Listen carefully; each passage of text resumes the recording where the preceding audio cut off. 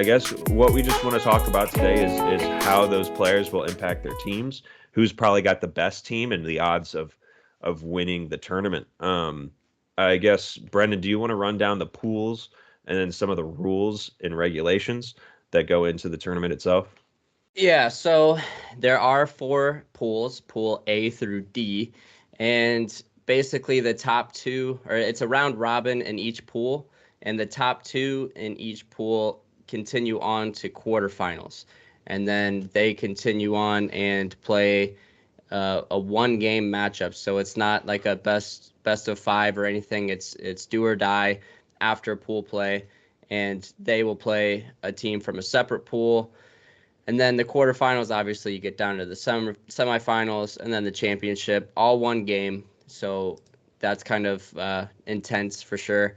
And then when it comes to the rules, the biggest thing here, the biggest thing to note is that the rules that the players have been trying to adapt to in spring training are not adopted in the World Baseball Classic. So no more pitch clock. The shifts will be allowed, which I'm curious how if managers are going to be like, oh, we don't want to mess with what we've been trying to learn. So that'll be kind of interesting. Mm-hmm. I think we will probably see a lot of shifts, but I don't know. It is funny. I wish they did adopt those rules, but Yeah. they didn't. And another thing that is interesting now that I think about it is, like, do these Asian teams or Japanese team, China, Korea, do they shift a lot? Because it's a different style of game. It's a more contact-based game over there. So I guess it would make sense if they would shift, but I don't know if they actually do. I don't know. So it could not be a part of their gameplay. So that could be like half of the managers already not wanting to shift in general just because they don't normally. But I don't know. Right. And we also don't have like the scouting on like all these players. I guarantee the analytics aren't going to be crazy in depth when it comes, you let's say you Mm-hmm. get a lefty from Japan and like I mean, I'm sure they'll have basic numbers on them like, oh, this is a really good hitter, but I mean, would you shift a player like Donovan, probably not. That I don't think they'll have those like analytics. Mm-hmm. So yeah, I don't know. We might not see the shift as much as I'm thinking, but I feel like USA being the kind of I feel like they were the ones that kind of invented this shift almost. I mean, right? Like I don't think Yeah. Japan probably did, but anyway, I don't know. The rules are not adopted, and so that's probably the biggest thing. Um, the other thing is just the pool play ranking. It goes by wins and then wins against tied teams, runs allowed divided by defensive outs, and then all kinds of things that I don't think we're gonna quite get to. But the basic thing is the way you make it out of pool plays, you got to win, and then if you're tied with other people, it's the head-to-head matchup, stuff like that. So pretty standard stuff, and that's kind of all I have on the rules. Oh, and short games. So there are short games. So there's 10 runs after 7 is a short game, as well as 15 runs after 5, which I think we're going to see a lot of short games when it comes to some of these teams like the Czech Republic, which we'll get into in a little bit. But yeah, I think in pool play at least we'll see quite a few short games. Awesome. Then we can go on to Pool B. Yeah, I can list that off before we start talking about it. So it's Japan, South Korea, Australia, China, and the Czech Republic. So Australia, China, Czech Republic. You said you wanted to talk about the Czech Republic.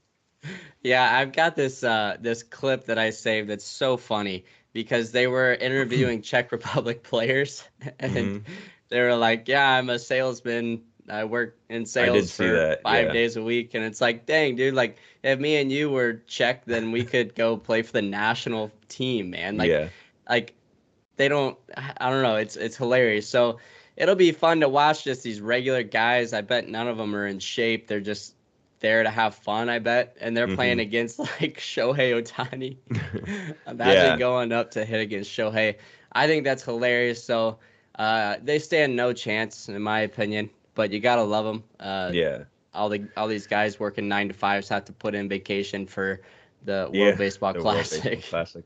Yeah. But and I think Australia is kind of in the same boat. They have a decent group of players, but they don't often like show up. I don't feel like Australia is typically the place that people go to scout baseball talent. So in Pool B, I think the clear lock is Japan and South Korea to come out of there. So we can move on to Pool C.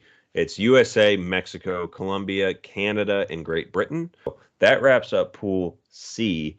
And obviously, unless like God strikes down and hits the entire team of USA with some type of illness or lightning or whatever, USA is going to break through in that group. I don't know. I guess Mexico is probably the next best bet in terms of who will come out of there, but I'm honestly not sure. I guess Canada could give them a run for their money too. Yeah, definitely USA is a lock here. Like you said, I mean, it's the best lineup. It's better than an all-star lineup because you have American and National League teams like sending their best players. So it's even better than an all-star game. And it's ridiculous the amount of names that you mentioned.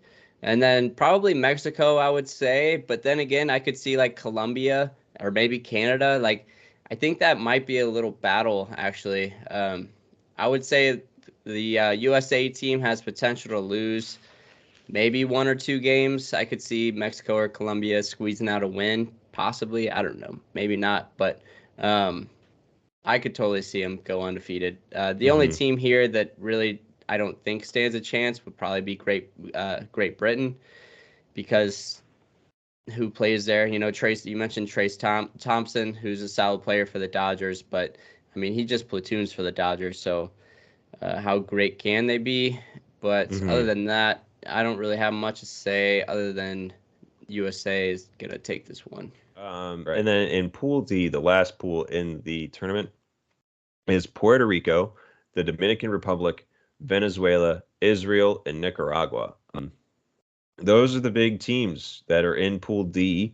When it comes to Pool D, I think you'd be ridiculous to not take Dominican Republic. And then I think it's going to be a mashup between Venezuela and Puerto Rico, but I think Puerto Rico will probably come out on top to exit the pool. Yeah, I wish they did this differently because the Dominican Republic, in my opinion, I want to see the USA and Dominican Republic go in the championship. But the way the pools work is the 2 winners from Pool C and the two winners from Pool D will play each other in the quarterfinals. So most likely what's going to happen is the USA will see the Dominican Republic either in quarterfinals or semifinals. Most likely semifinals because they'll probably both end up on top. Right. So I don't know. I wish that they were on different sides of the bracket. Dominican Republic could probably get traded for like, I don't know, let's say Italy or something, just one of those teams in Pool A because it's a super weak bracket in Pool A. Even though the Japan should be able to take care of that side of the bracket. But even like a Dominican Republic against Japan would be cool. But I feel like this Pool C and D is just loaded with talent. So I wish they did it a little different, but I guess it probably has a lot to do about location, I would assume. So what do I know? But yeah, I'm gonna lock in the DR as the winner of this one, and then I guess Puerto Rico. I mean, it's easy to say Puerto Rico, but I don't know. I don't really see. I mean, I could see Venezuela taking it, but I don't know. On paper, I would say Puerto Rico. Yeah, I think I'm going with Puerto Rico. I think it just has the better team and a better pool of talent. So I would imagine that most of the guys that aren't from the MLB would be pretty good at baseball. So I guess in terms of those 6 teams that we said are probably locked and able to get out of their pool, who do you think is going to end up in the finals? I gotta go with just USA versus Japan. I think that's. I mean, there's too many names on the paper that, that would it wouldn't make sense for them to get out early. So I already put a bet on DraftKings that the USA is gonna win. So I really believe that they have the best lineup and they won it last time, right?